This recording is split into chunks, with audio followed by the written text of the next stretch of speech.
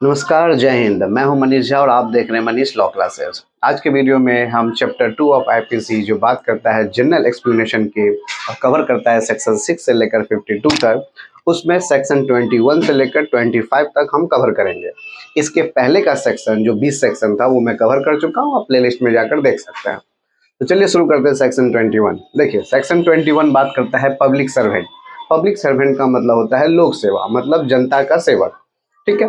अब जनता का सेवक कौन होते हैं, कैसे होते हैं, उसके बारे में जान लीजिए।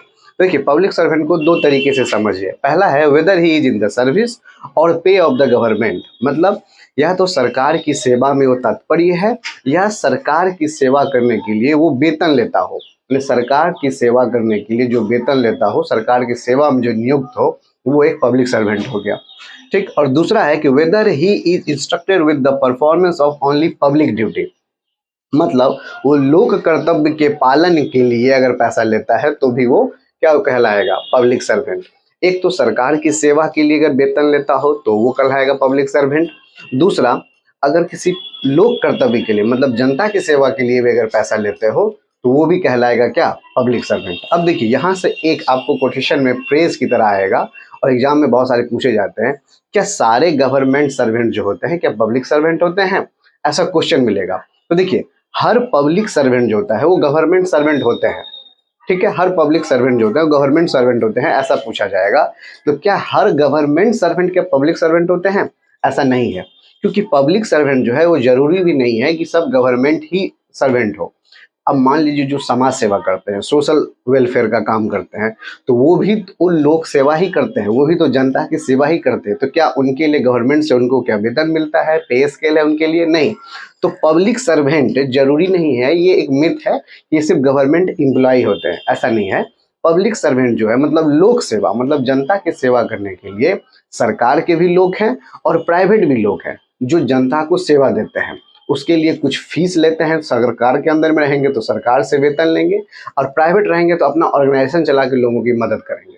लोक सेवा का मतलब ये नहीं हुआ कि आप लोगों की या हमारी और आपकी सेवा में लगेंगे, गोड़ हाथ दबाएंगे, ऐसा नहीं। हमारी मदद के लिए जो लोग होते हैं लोक सेवक, उसे कहते हैं पब्लिक सर्वेंट, उसे कहते हैं। ठीक है। तो ये क्वेश्चन से आपको एक क्वेश्चन जरूर मिलेगा कि क्या सारे पब्लिक सर्वेंट गवर्नमेंट सर्वेंट होते हैं या हर गवर्नमेंट सर्वेंट पब्लिक सर्वेंट होते हैं। आई होप ये कंसेप्ट आपको क्लियर हुआ होगा। ठीक है। अब देखिए, इसमें कौन होते हैं, तो एग्जांपल समझ लीजिए गवर्नमेंट के बिहाफ में। तो गवर्नमेंट के बिहाफ में जो पब्लिक सर्वेंट होते हैं वो कहलाते हैं, जैसे एमपी एमएलए जो होते हैं, विधायक सांसद। देखिएगा जब चुनाव आएंगे तब हमारे जो पॉलिटिकल लीडर हैं वो आते हैं और पूछते हैं मौका दीजिए, सेवा करेंगे। उसके बाद फिर मिस्टर इंडिया हो जाते हैं, वो अलग बात है। तो वो एक सेवा के लिए ही बोलते हैं, तो वो पब्लिक सर्वेंट हैं। फिर जितने भी आर्मी हैं, ठीक है, वो सारे पब्लिक सर्वेंट की कैटेगरी में आते हैं। फिर जजेज हैं और न्यायपालिका से जुड़े हुए जो लोग हैं वो भी पब्लिक सर्वेंट की में आते हैं। उसके बाद देखिए, एम्प्लॉय ऑफ गवर्नमेंट कंपनी। अब मान लीजिए आप स्टेट बैंक ऑफ इंडिया है, तो वो पब्लिक सर्वेंट नहीं है, लेकिन उनके अंदर जो काम करने वाले कर्मचारी हैं, एम्प्लॉय हैं, वो हो जाएंगे पब्लिक सर्वेंट। वो हमारे आपकी मदद के लिए हैं, पब्लिक की मतलब जन लोग के मदद के लिए ही वहाँ पे हैं। ठीक है। तो वो हो जाएंगे एम्प्लॉय ऑफ गवर्नमेंट कंपनी, क्या हो जाएंगे, पब्लिक सर्वेंट। उसके बाद आता है गवर्नमेंट ऑफिसर्स जो भी होते हैं बड़े बड़े, वो भी एक पब्लिक सर्वेंट होते हैं।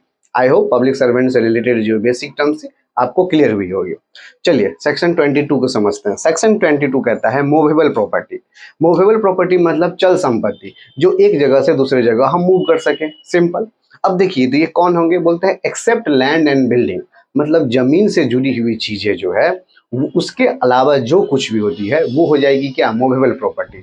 अब सपोज कीजिए ये बोर्ड है, तो इस बोर्ड को हम एक जगह से दूसरे जगह रख सकते हैं।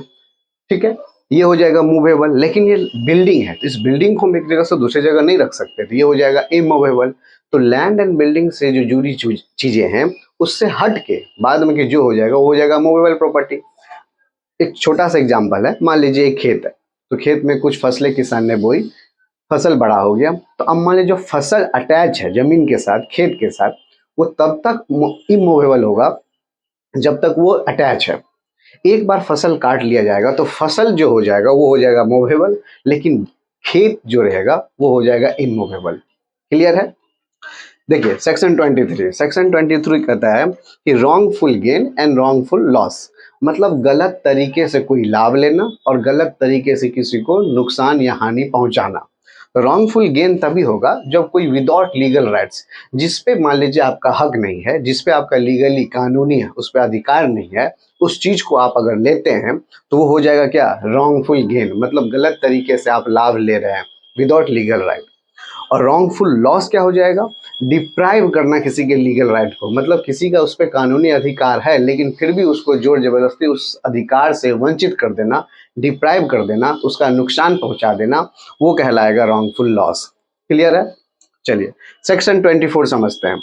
सेक्शन 24 कहता है डिसऑनेस्ट, मतलब ऑनेस्ट का मतलब ईमानदारी, तो डिसऑनेस्ट का मतलब बेईमानी। तो बेईमानी कब होगा, कहता है कि बेईमानी तब किया जाता है जब उसका इंटेंशन हो, इंटेंशन क्या हो, intention to causes both wrongful gain या लॉस, मतलब कोई उसका मकसद हो कि इससे हम जो कार्य कर रहे हैं इस कार्य से हम उसके कुछ मतलब लाभ या हानि हम पहुंचाएंगे, इंटेंशन होना चाहिए फ्रॉड का। तो फ्रॉड में दो ही चीज होगा, या तो वो आदमी कुछ करके किसी को लाभ पहुंचाएगा और या तो उस काम को करके किसी को नुकसान पहुंचाएगा। तो बेईमानी एक से तो करेगा ही वो।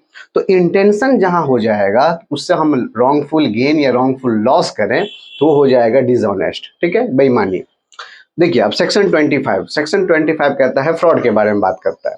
तो सेक्शन 25 कहता है कि फ्रॉड तब होता है जब a person is said to do a thing, जब किसी पर्सन को कहा जाए कोई काम करने को और उस वक्त fraud, if he does that things with intention, मतलब वो काम अगर वो इंटेंशन के साथ करता है फ्रॉड की तरीके से, धोखाधड़ी की तरीके से, तब उसे हम फ्रॉड के सेक्शन में रखेंगे। सपोज मान लीजिए एक मालिक ने अपने एम्प्लॉय को कहा कि ये 10,000 लेकर मिस्टर ए को दे देना, और वो 10,000 लेके चला गया घूमने, और उसका मकसद ही था कि 10,000 मिलेगा तो 10,000 लेके हम चले जाएंगे घूमने, फिर आएंगे ही नहीं। तो एट अ टाइम जब उसे कोई ऑर्डर मिला कुछ करने को, उसी वक्त उसके दिमाग में ख्याल आया फ्रॉड का। ठीक है, तो ये हो जाएगा सेक्शन 25। और सेक्शन 24 में था कि उसका पहले से मकसद था कि जब मौका मिलेगा तो मैं इससे कुछ गलत काम करूंगा, या तो रॉन्गफुल गेन या तो रॉन्गफुल लॉस। ठीक है, तो सेक्शन 24 और सेक्शन 25 से रिलेटेड क्वेश्चन बहुत आते हैं। डिसऑनेस्ट का डिफरेंस और फ्रॉड का डिफरेंस में अंतर। तो डिसऑनेस्ट मैंने बता दिया कि कभी भी मौका मिलने से, बेईमानी तो कभी भी कर सकता है आदमी, तो जब भी मौका मिलेगा वो करेगा, लेकिन फ्रॉड के केस में एट अ टाइम उसके दिमाग में ख्याल आता है कि फ्रॉड करना है। ठीक है, आई होप सेक्शन 21 से लेकर 25 तक जो बेसिक कंसेप्ट है, चैप्टर 2 में ऐसे भी माइनर बहुत सारे टर्म्स है जो आने वाले सेक्शन में या आने वाले वीडियो में हम पूरे आईपीसी में कवर करते रहेंगे। तो आई होप ये सारी जानकारियां जो है आपके लिए हेल्पफुल और यूजफुल होगी। फिर भी अगर कुछ भी आपके पास क्वेरी हो तो please let me know in the comment box. मिलते हैं आपके साथ नेक्स्ट वीडियो में 25 के ऊपर के सेक्शन को लेकर। टिल देन पढ़ते रहिए और समझते रहिए। जय Hind and thanks for watching.